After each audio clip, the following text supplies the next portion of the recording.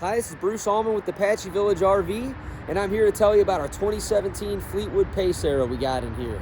This is a 38F model. Beautiful paint job. Plenty of outside storage. You got your quickie slide tray to make everything easy here.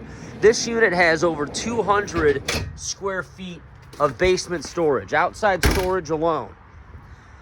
Got a 340 horsepower Cummins engine, and there's 55,400 miles on this diesel coach. In here, what a living space. You got 4 slide outs, so it really opens everything up. Residential fridge, got your fireplace and TV here. And this unit has been well taken care of. There's a ton of storage inside too. And if you're full timing, you already have your washer dryer set up and ready to go. And look at all the space in this bedroom here. Getting around the bed's no problem. You got a ton of space here in front of the bed as well.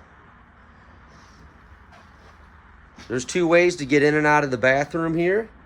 You got his and hers sinks.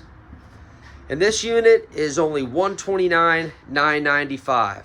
Just got this in. We hope to see you soon and appreciate you watching. Thank you.